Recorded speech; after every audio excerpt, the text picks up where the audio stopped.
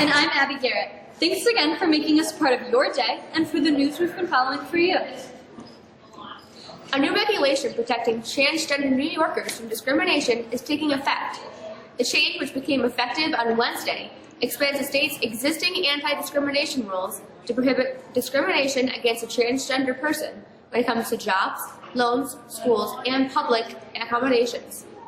The state already prohibits discrimination based on race, religion, disability, and gender. Governor Andrew Cuomo used his executive power last year to order the expansion after legislation that would have prohibited discrimination based on gender identity failed in the state Senate. 19 states and the District of Columbia already prohibit discrimination against transgender individuals. A regional director of the U.S. Environmental Protection Agency resigned in connection with the drinking water crisis in Flint, Michigan. The same day, the agency's chief issued an emergency order directing state and city officials to take actions to protect public health. High levels of lead have been detected in the impoverished city's water since officials switched from the Detroit municipal system and began drawing from the Flint River as a cost-saving measure in April 2014. Some children's blood has tested positive for lead, a potent neurotoxin linked to learning disabilities, lower IQ, and behavioral problems. The issue has led many across the country to question whether something like this could have happened in a wealthier city or town.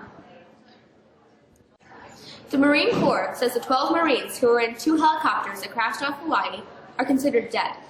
The status of the missing Marines changed to deceased on Wednesday after 5 days of searching for them. The Marine Corps says casualty assistance calls officers personally notified each family of the change. The search began late Thursday when a civilian on a beach reported seeing the aircraft flying and then a fireball. North Korea announced Friday the arrest of a U.S. university student for what is called a hostile act, orchestrated by the American government to undermine the authoritarian nation. In language that mirrors past North Korean claims of outside conspiracies, state media said the University of Virginia student entered the country under the guise of a tourist and plotted to destroy North Korean unity. The North's official Korean Central News Agency said in a short report that the student was, quote, arrested while perpetrating a hostile act, end quote, but didn't say when he was detained or explain the nature of the act. Facebook is launching a new feature this weekend. Facebook Sports Stadium will debut with the NFL's Conference Championship games and then the Super Bowl. After that, the social media's Giants' first sports product will cover most major events around the world. Users can conduct conversations with each other, get real-time stats, a live game clock, sanctioned photos and videos, team information, and read commentary from media members. Last year, Facebook launched Trending Super Bowl, and more than 65 million people joined the conversation. Last year, Facebook launched Trending Super Bowl, and more than 65 million people joined the conversation worldwide. That went so well that the social media giant decided to work on its first full-fledged sports product. The blizzard menacing the eastern United States could rank near the top 10 to ever hit the region, according to the National Weather Service. Snowfall as heavy as 1 to 3 inches an hour could continue for 24 hours or more in the area, according to the National Weather Service. That puts estimates at more than 2 feet for Washington, a foot to 18 inches for Philadelphia, and 8 inches to a foot in New York. Some roads in southwest Virginia were already seeing deteriorating conditions Friday morning as the storm moved north. Our area will be spared any snow from this system. Today's odd news of the day illustrates what can happen when you're really hungry. 4 people are under arrest in an attack at a Sacramento Subway shop after one of them was denied a sandwich. Police said on Thursday that one person walked into the Subway restaurant and got into a dispute with 2 employees after he was denied a sandwich. Police did not say why the person was denied. Police say the suspect left and returned with 3 others, and one of the workers was assaulted. The employee had injuries that weren't life-threatening, but no further details were given. With this weekend's forecast, here's Mr. Stark.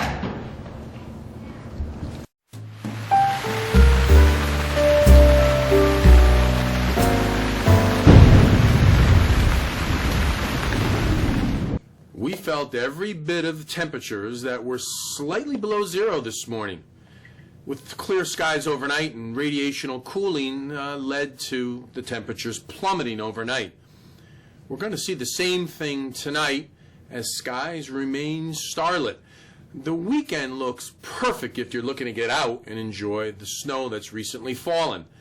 Temperatures will be in the mid-20s for Saturday, and we'll see a fair amount of sunshine with light winds. Sunday is shaping up to be even nicer as we see temperatures rise to the low 30s with some more sunshine. And we can expect the more of the same to begin next week as high pressure continues to dominate our weather. More sun than clouds, and temperatures continue to remain seasonable for this time of year. It's not until Tuesday night that we can expect some changes. Some warmer air looks like it will be ready to move into our area, and we could see some rain showers, snow showers, and even some lake effect snow as we look long range. The next chance for that lake effect snow certainly comes in the middle of next week. That's the forecast. We hope you have a great weekend. I'm Michael Charbonneau. The NFL will crown conference champions this weekend, and the Buffalo Bills made history. Here's Justice with the sports.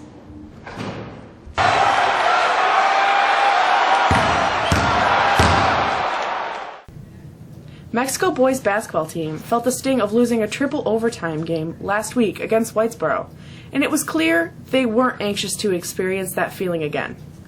The Tigers battled and outlasted Oswego last night in triple overtime 71-69. The game featured 2 buzzer beaters that tied the game and forced another overtime.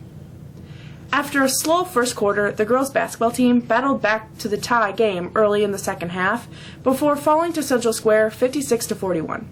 Senior Kendra Harder led the way with 14 points. We would like to congratulate Mexico senior Noah Galuzzo, who on Wednesday signed a national letter of intent with Eastern Michigan University. Galuzzo, who also on Wednesday broke his own school record, eclipsed the 400-point mark. The NFL has its first full-time female coach. Catherine Smith was promoted by Buffalo Bills on Wednesday night to take over as special teams quality control coach Rex Ryan's team. She will assist the special teams coordinator filling the role that opened recently. Smith's appointment comes after Jen Welter served a 6-week training camp internship last summer, coaching inside linebackers for the Arizona Cardinals. Smith is well-known within the Bills staff after spending this season as the administrative assistant for the team's assistant coaches. She spent the last 7 years working alongside Ryan. Smith has local ties, having graduated from Syracuse CBA, where she was a 3-sport athlete. Conference champ and Super Bowl participants will be crowned this weekend, as the Patriots travel to Denver and the Cardinals take on the Panthers. Both the Patriots and Panthers are 3-point favorites. The AFC game, which features 2 future Hall of Fame quarterbacks, Tom Brady and Peyton Manning, is on CBS and kicks off at 3 o'clock, while the NFC game featuring quarterbacks Carson Palmer and Cam Newton is on Fox and will start at 6:40. And finally, the Syracuse Orange, looking to continue their winning streak, will have to wait another day. The team's scheduled ACC matchup with Virginia was postponed to noon on Saturday to a 7 tip time on Sunday. The game may be seen on ESPN2. The postponement is due, of course, to the winter storm that is expected to pummel most parts of Virginia. That's it for sports. I'm Justice. And finally, we take a look at the calendar as we close out the first semester with Regents exams and midterms that begin next Tuesday. Dozens of students will take the SATs on Saturday. The exam is being offered here at the high school.